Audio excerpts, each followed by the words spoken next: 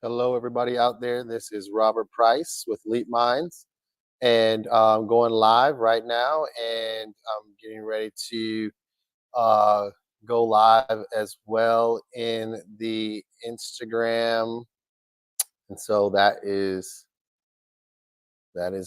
on its way.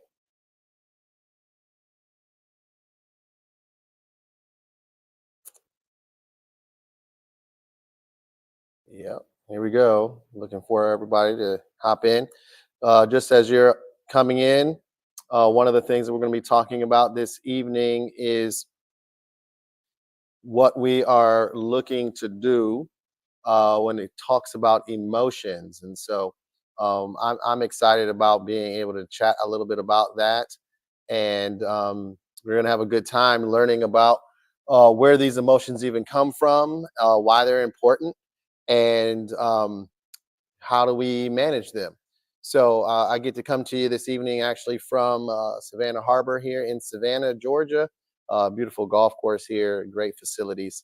And so I'm really just looking forward to this evening just to kind of have a conversation and discussion around, as I mentioned, the emotions that people have and why we have those emotions and what happens if we're not able to control them like we would like for them to be controlled. So this will be an opportunity for those out there to ask questions. As I mentioned, live on YouTube. Good to see folks there. Facebook group. Great to see you guys there. We have a lot of new members in our Achieving the Champion Mindset for Junior Golfers group. If you're not in the Facebook group, you can simply find that there through at Elite Minds LLC, and then search for that group, Achieving the Champion Mindset for Junior Golfers. I'll throw the banner in here for those that can probably take a picture or something like that. But floating down at the bottom is the actual URL code to hop into that particular group that's on Facebook, and that way you can actually see the name of it as well. So again, Thursday evening, 5:30 Eastern time here at Savannah Harbor. Robert Price, the owner of Elite Minds. So one of the things this week and into last week a little bit as well is just having conversations with different parents, different players, as we're kind of getting into the um, preparing ourselves for, I would say, that spring season. College kids are getting ready to start playing in some of their events. There was a couple last week. Got some kids playing this week coming up here. So we've been really talking about this concept here about emotions in general, and whether or not that we need them.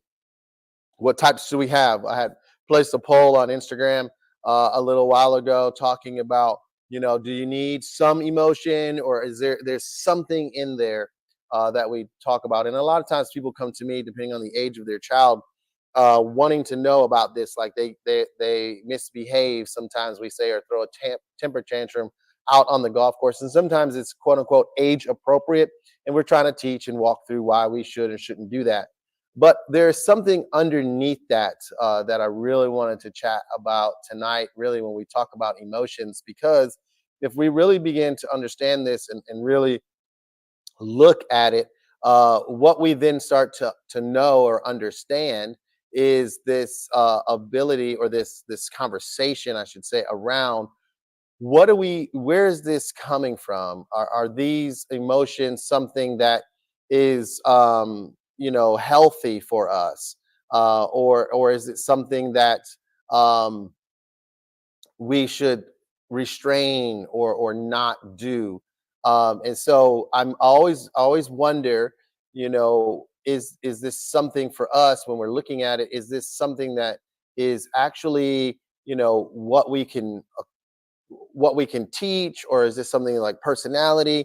It's always one of those questions. And so I'm always intrigued at realizing or understanding exactly where or how we manage these things. And so one of the awesome opportunities that I have is, again, working with a variety of folks in a lot of different sports, and understanding and learning from them. One of the things that goes along with these emotions that we have, and so if we're really paying attention and learning from our kids that are out there playing, and from ourselves sometimes, we know that our emotions actually come from the things that we're thinking. And so I'm actually going to add to this stage just an easy slide for us to kind of take a look at. This is a classic CBT model around these things, in that everyone experiences events. There are thoughts that we have about those events, our interpretations about it. And then those thoughts actually drive the feelings and emotions. You see that word right in there in this slide, the emotions. Well, how do we get these emotions? Well, these emotions come from the things that we're thinking. And so, with that being said, it's good to have this conversation. If our thoughts generate our emotions, then we're in, now we can do something with that. Our thoughts are things now that we have an ability to control. And so, how do we teach controlling our thoughts? Well, there's tons and tons of opportunities and methods to do that. And that's why a lot of times people will hire myself as their mental performance coaches to help their golfer learn how to think, but also train their thinking, train their thoughts, and their interpretations of circumstances or those events. So that way we can get the emotions that we're looking for. So, an example of this would be, if we are okay with being a little fiery, we then have to ask ourselves, well, what kind of thoughts go with that? If I get fired up, what are the things that I'm going to be thinking that drive me being fired up? And so once we start asking questions and writing some things, and just trying to get the athlete to understand that, then we can actually begin the process of predetermining thoughts that will help them get fired up. And if we're able to do that, then now we can keep them in the right mental state for them, and specifically for them, that allows them to go around the golf course a little fired up. Now, how do we show fired up? That's the conversation that really we like to have, because you can show fired up, but it still has to be controlled. We can't, be throwing clubs and head covers and pounding things and saying words that are not appropriate, right? So we don't want that kind of behavior, but we want to still be able to say, like, man, I'm really fired up. And so we can create thoughts that will allow us to stay fired up. Uh, and conversely, like, if we want to stay stoic or calm or feel relaxed or less anxious, then we'll have to have the right thoughts for that as well. And we start to figure out what those thoughts are. How do we have them? What are they? And then now we're really able to draw the link. Certain events are going to happen. I want to feel this way. I want to have these types of emotions. Well, how do I get these emotions? Well, you have to have these types of thoughts. And we can start to prescribe some of that. We can actually create those thoughts before the performance even occurs. And so we understand, in what I do, is that emotions themselves are actually a good thing. We're going to have them. We have to then determine what type of emotions we're going to have. And we can do that. And because, again, we know that the things that we're thinking drive those types of thoughts. Those thoughts drive those emotions. And so by knowing that the thoughts drive our emotions, now we know exactly what kind of emotions we want. We know what kind of thoughts are going to drive those. And then we can actually begin to pre-plan those types of thoughts. Maybe we're writing them in a book. Maybe we talk about them in practice. And we start to see these things starting to happen for us. And now we're able to really be in a good position to communicate and talk through, how do we go about leveraging that type of emotion on the golf course, specifically throughout the 18 holes that we're playing. And so we know that there's time involved in that. And so we know that there's a placement of those thoughts. When do we have those thoughts? Do we have those thoughts before we swing, or while we're walking, or in between shots, or from tee to green, or green to tee? What does it look like? And so now we get to actually begin having those conversations, so that way we can actually maximize our thoughts for the types of emotions that we're looking for. And so that is going to be part of this, and understanding, like, man, that is really where we're headed and how we're going to get there. And so if we're able to process that and understand that, then we're now able to really utilize the way that we think to get us the type of emotion that we're looking for, or that we feel as the player is best for us to perform best. And so, again, I'll just kind of throw this back in so that you can see it one more time, is that the things that we think drive what we feel and what we do. And so if we want to have these certain types of emotions, because we know that these types of emotions will lead to the types of performances that we're looking for, then again, you can call this, I call this like backwards planning. Now we're really able to figure out and dissect what are the thoughts that we want to have, start choosing those thoughts, being proactive about the things that we're thinking, because we know those thoughts are going to drive certain emotions that we actually want and need. So that way we can perform at a level that we want to perform at. And I call it being consistently great at what we do. So, just as an example, yesterday I had an opportunity working with some NFL combine guys getting ready for the NFL. It's a great experience. And so there was we needed to tap into their emotions to get their physical state going. And we had to do that by changing how they were thinking, what thoughts they were having about the performance and about the events that they were getting ready to do.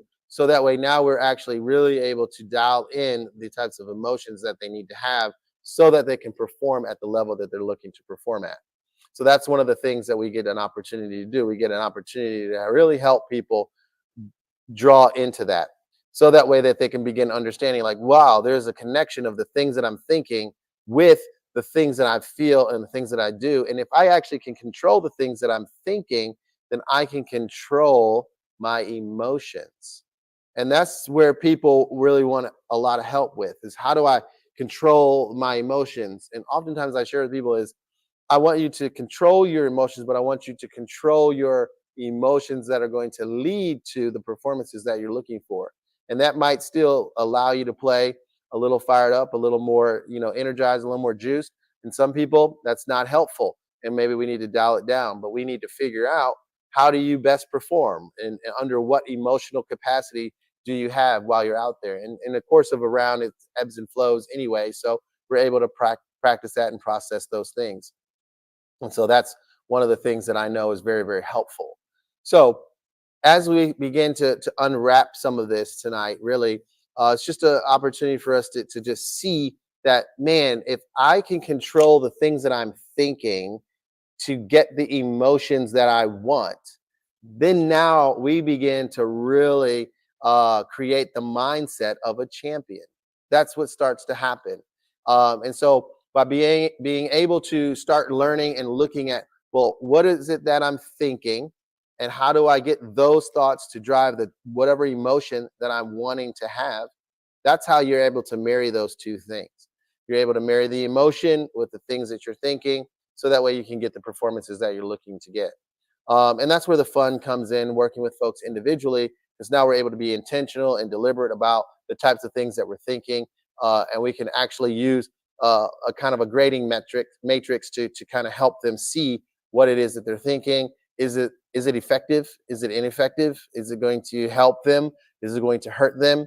And then that is the work that we get to do. And so we get to understand that ultimately, by them participating and understanding, how do we start shaping those thoughts, that's what we want to be able to do. We really want to be able to start shaping those thoughts, so that way we can actually get the emotions that we want to have.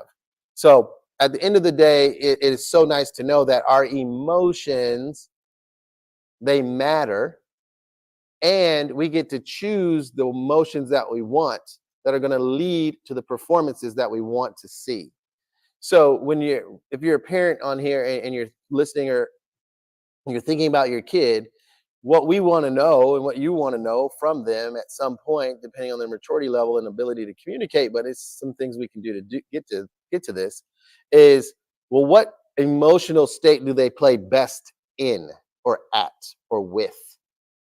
Okay, in, at, or with. Which kind of emotional state do they play best at, with? Because that's then how we start to figure out, how do we marry the thoughts.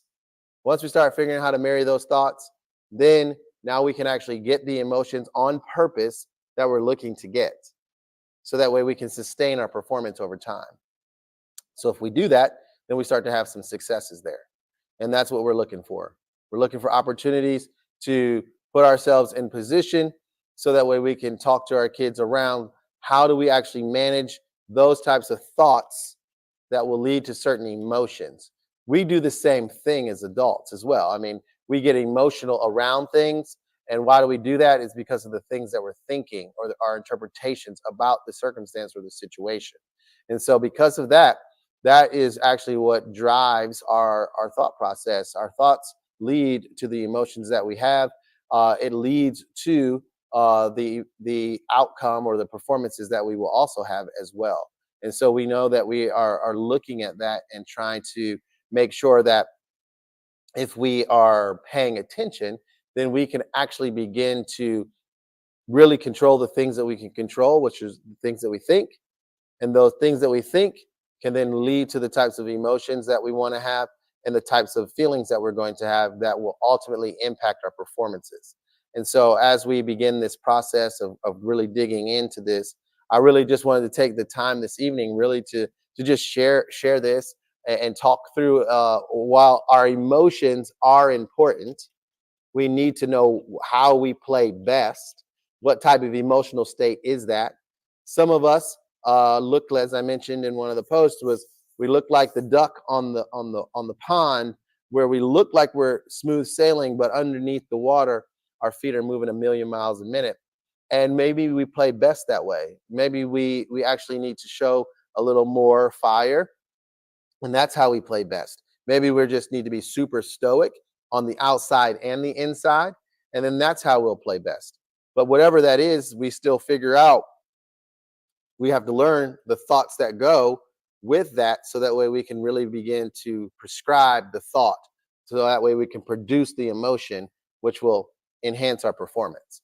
So this has been a good one. I just really like doing these lives because it just gives me, 15 to 20, sometimes 30 minutes to just dig into a small piece, a small little nugget of the work that I get to do behind the scenes with the athletes that I work with. And so it is it's so unique to be able to um, walk through some of these things um, around these topics. And so I actually have a question in here. The person says, I need a reset button for my 13-year-old after a bomber of a hole. And so the reset button is going to be two things, probably. The first thing is, what was our expectation? That's usually why we have an emotional meltdown. We have these expectations that sometimes don't meet our reality, and that becomes a mismatch. And that's where our emotions, literally the thoughts, those expectations are thoughts, and they don't meet what actually we see. And so sometimes I'm thinking for a 13-year-old, I have a 14-year-old, so I know that 13-year-old real well. I coach that age group as well, middle school golf. So um, after the whole is not so good, the reset button, I call it, usually becomes a failure routine, or a routine that we often go to that we can use when a hole or several shots are not going in the way that we want them to go. So I would love to dig in with that question and the person that asked that question, because there's a couple of aspects to it. Was the hole bad because of one shot, or was the hole bad because of a series of shots? Was the whole bad because maybe we had a bad break or two, maybe we hit a ball out of bounds or something like that. And all those things do matter. But at the end of the day, there are certain ways that we can go, quote unquote, to the next hole or get ourselves back into position. What I really like to do with my athletes is, we're going to have bad holes, and then I try to have them help me define what a bad hole is. Is that a double bogey, triple bogey, quad? Is that a ball out of bounds? I want them to define for me what that bad hole actually means, or what it looks like for them, or what it feels like. And then from there, we can actually create a plan when that stuff happens, what we then do. So the key to that statement that I just made is that we make a plan for when, because it's going to. It's not an if, it's a when. And now that we know it's going to happen, once we have a plan for it, then the anxiety goes down, and we don't have to worry as much about resetting. It's just maybe just actually dialing into our pre-planned routine that we're going to do when there's a bad shot or a bad hole that happens, especially on the golf course. Thanks for that question. That was a great one. There are any others out there? I'll take those questions too.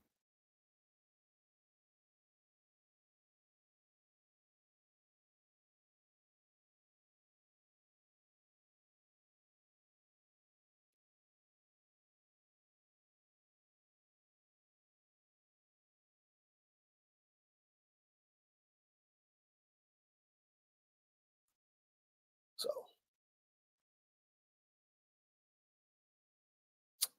see, I have one here on Instagram.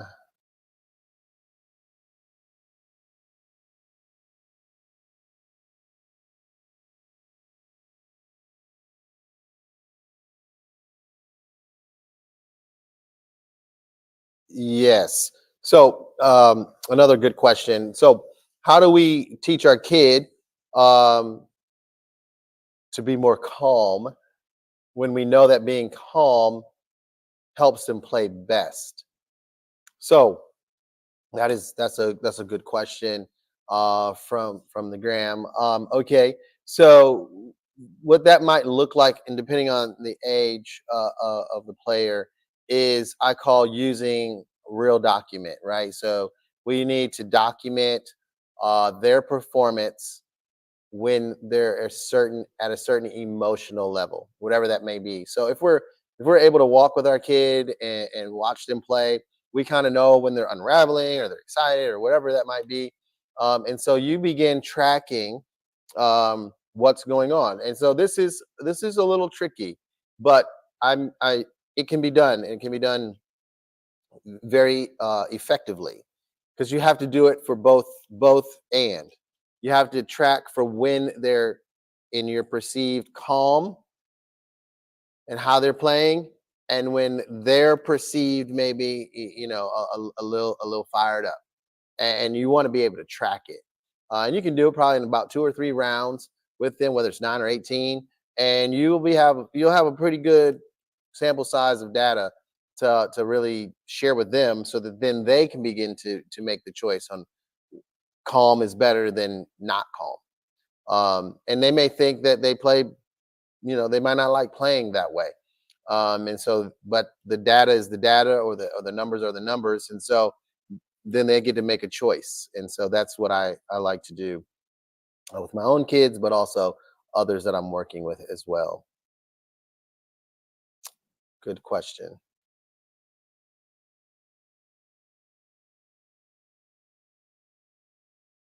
Another question is it best to teach them to reset during the round or at home after the round?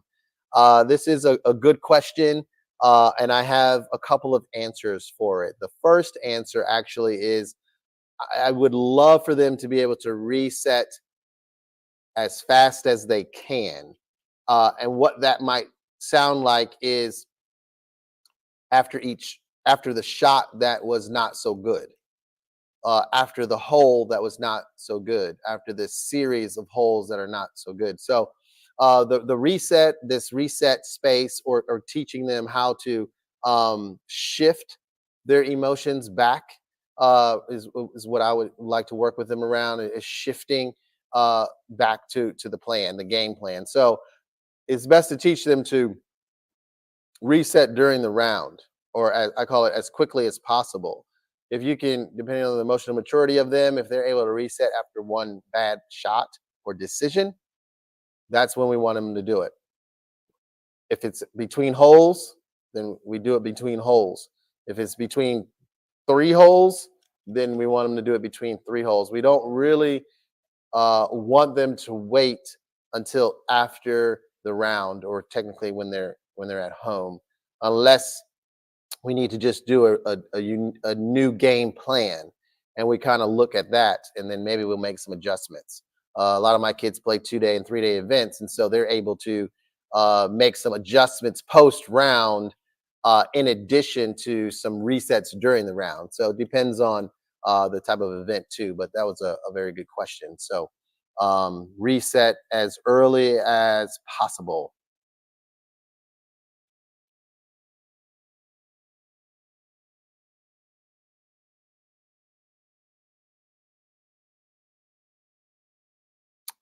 All right. We have a few more minutes. If we have any other questions out there, I'll be glad to grab them.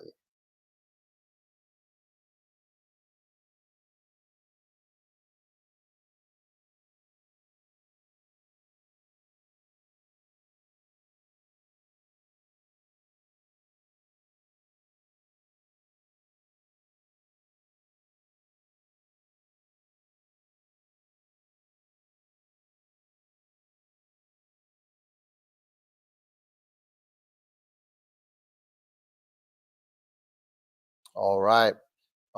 With that being said, so again, for those of you who are new to this, or if you're seeing this a little bit later, again, this is Robert Price, owner of Elite Minds LLC, and again, I have two different ways to grab me.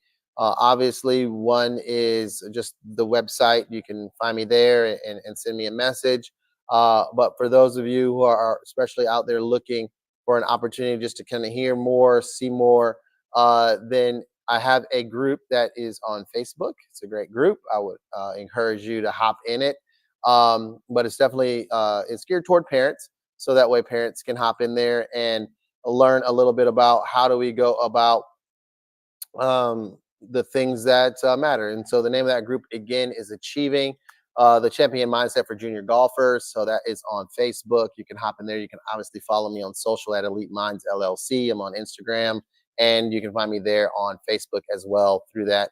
If you're on X or Twitter, I'm at Elite Minds, and you can send me a friend request there as well. So, but every Thursday I come live at 5:30 for about 30 minutes and just kind of take a particular piece of information. And today was about emotions and making sure that, again, that we understand there's everyone's going to face an event. Those events are going to require us to have some kind of some type of interpretation or thought. That thought leads to our emotions, and obviously our emotions impact our performance. But we can actually choose the thoughts, and that means that we can control the emotion. And so the key is learning how to control the thought, create the right thought, be proactive in the things that we're going to think, and then that way we know we're going to have the right type of emotion for us to be successful. So with that in mind, I really appreciate you guys joining me this evening. It is always a pleasure. Again, if you need to find me, again, it's at Elite Minds LLC on Facebook and Instagram. And again, if you're looking for me on Facebook, the name of that group again is Achieving the Champion Mindset for Junior Golfers. In there, we just kind of have an opportunity to dialogue back and forth. If you have questions specific to your kid, you can ask them there as well. I'll be more than willing to answer those things in there. And just looking forward to it. So, with that being said, have a wonderful evening and good night.